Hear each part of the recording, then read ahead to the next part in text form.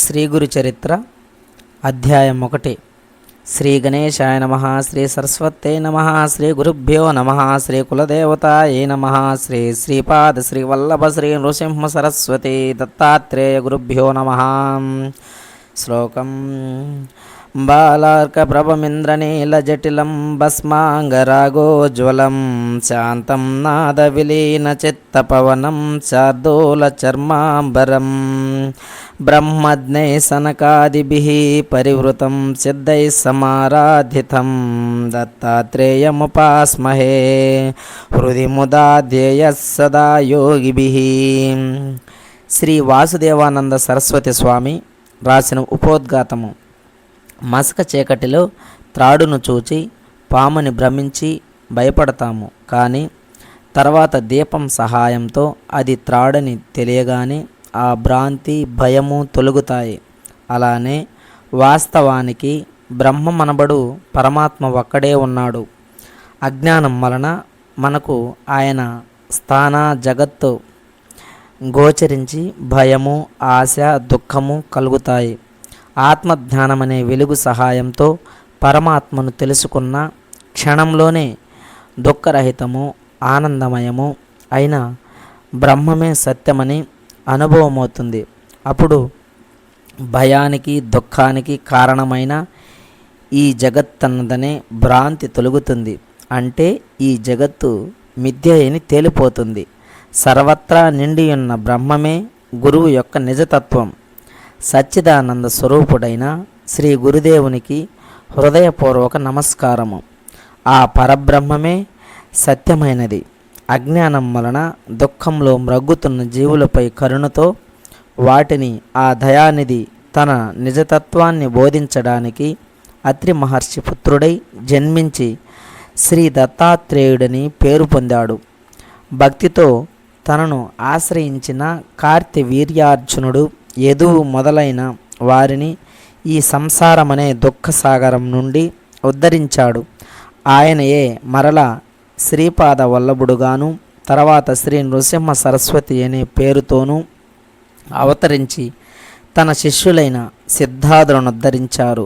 పరమగురువైన ఆ దత్తమూర్తి నేటికి కృష్ణ భీమ సంగమ తీరంలోని గంధర్వపుర నివాసి అయి స్మరించిన వారికి ప్రసన్నుడవుతున్నాడు. ఆ పరబ్రహ్మమూర్తి జనన మరణాలకు అతీతుడు, అక్రీయుడు, కోరికలు లేనివారు, అద్వితీయురు అయినప్పటికీ ఒకప్పుడు తానే అనేకమవ్వాలని సంకల్పించాడు. ఆ సంకల్పమే మాయాశక్తి. ఆయన త్రిగుణాత్మకమైన తన మాయచేత ఈ జగత్తును సృష్టించి దాని రూపంలో ప్రకటమయ్యాడు. వెనకటి ప్రళయానికి ముందున్న జీవులు ప్రళయంలో పరమాత్మ యందు సూక్ష్మ రూపంలో దాగి ఉంటారు. వారు సాధన ద్వారా తరించగలుగుదురు. పరమాత్మ అలా మరలా సృష్టి చేస్తాడు. ఆ శుద్ధ చైతన్యమే శ్రీ దత్తాత్రేయుడు. సృష్టికర్త అయిన బ్రహ్మ నుండి స్థూలము జడము అయిన స్తంభము వంటి వస్తువులు, సూక్ష్మము సజీవములు అయిన మన దేహాలు, బుద్ధి, ఇంద్రియాలు మొదలుగా గల ఈ చరాచర జగత్తు ఏర్పడ్డాయి. ఇలా ఈ సృష్టిని చేసిన ఆ పురుషోత్తముడే ఆత్మజ్ఞానం వలన పొందదగినవాడు. ఇంద్రియాలు వాటి విషయాలైన శబ్దము, స్పర్శ, రూపము, రసము, రుచి, గంధము, వాసనలతో కూడిన అజ్ఞానం వలన మనలో రాగద్వేషాలు కలుగుతాయి. వాటిని ఎవరూ దైవీ సంపత్తితో జయిస్తారో అట్టివారే అజ్ఞాన దుఃఖ రూపమైన సంసారం నుండి ముక్తి పొందుతారు.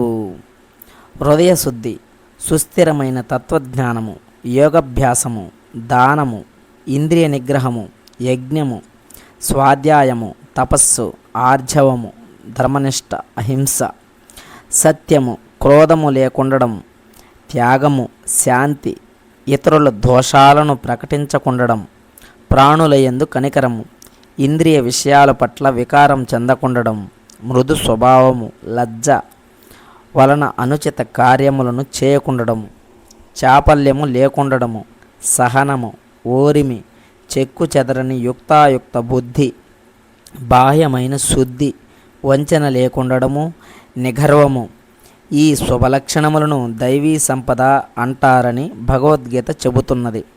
అటువంటి ముముక్షువుల కొరకే జనన మరణాలు లేని ఆ పరమేశ్వరుడు తన దివ్యమాయ చేత మానవ రూపంతో జన్మించాడు.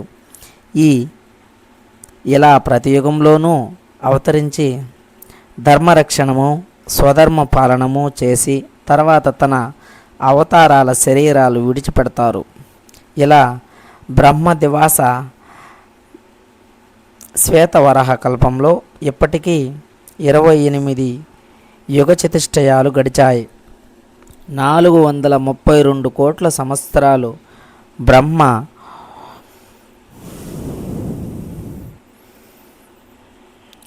దివసము, అది బ్రహ్మకు ఒక రోజు.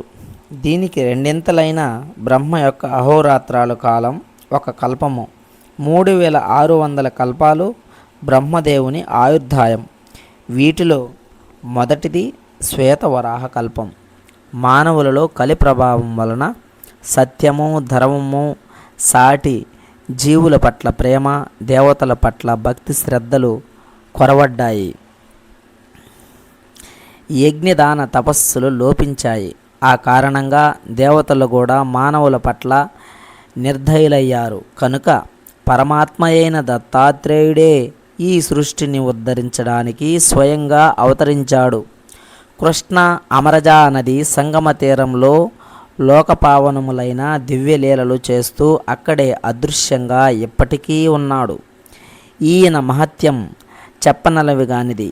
పుట్టిన వెంటనే ఏడిచే బదులు ప్రణవముచ్చరించాడు. ఇనుమును తాకి బంగారంగా మార్చాడు. అక్షరాభ్యాసం కూడా లేకుండానే శిష్యులకు వేదపాఠం చెప్పాడు.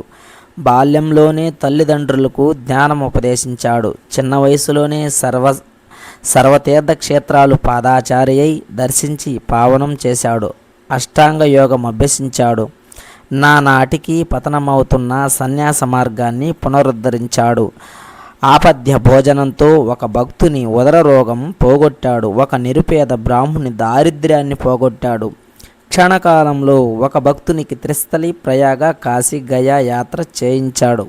చచ్చిన వాడిని బ్రతికించాడు. గొడ్డు బర్రెను పాడిగేదెగా మార్చాడు. త్రివిక్రముడనే శిష్యునికి విశ్వరూపం చూపాడు. విద్వాంసులు విద్వాగర్వణ మార్చాడు.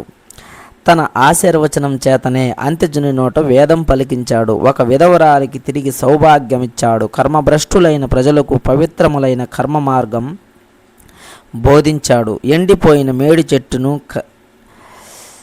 చెట్టుగా మార్చాడు. గొడ్రాలికి పుత్ర సంతానం కలిగేలా చేశాడు. తన అమృత దృష్టి చేత ఒకనికి కుష్ఠరోగం తగ్గించాడు. ఒక దీపావళి నాడు ఒకే సమయంలో 8 చోట్లకు వెళ్ళాడు. ఆ కాలంలో కోసిన పంట చేనును మాట మాత్రం చేత తిరిగి సస్య సమృద్ధిగా మార్చాడు. ఇలాంటి మహాకార్యాలు ఇదివరకు చేశాడు, ఎప్పటికీ చేస్తున్నాడు, ఎప్పటికీ చేస్తాడు.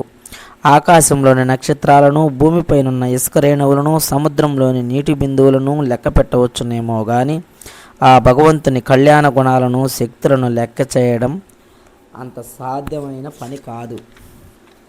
భగవంతుడు నిజానికి రూపం లేని వాడైనా కూడా తన మహిమ మరియు తన కళ్యాణ గుణాలను రూపంలో అవతరించి భక్తుని చెవి అనే ద్వారం గుండా అతని హృదయంలో ప్రవేశించి అతని దుష్ట సంస్కారం అనే పాపాన్ని దహించి వేస్తాడు.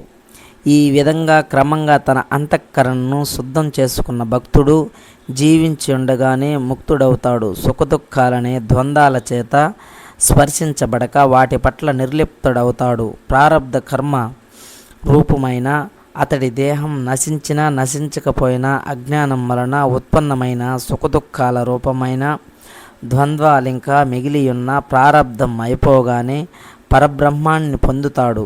సత్సంగం లేని వారికి ఇంద్రియ సుఖ లోలురైన అసురీ సంపద గల వారికి, తమోగుణ ప్రధానులైన మోహాంధులకు ఈ సత్యం తెలియదు. స్వధర్మం ఆచరిస్తూ సాధు, గురు, దేవతల యందు భక్తి గలవాడై సత్సంగం వలన వివేకి నేనే కర్తను భోక్తను అనే అభిమానం విడిచిపెట్టి ఉత్తమ సన్యాసి అయి ఈ మార్గంలోనే అతడు గురుభక్తి ముక్తి పొందుతాడు. జై గురుదేవ దత్తాత్రేయ.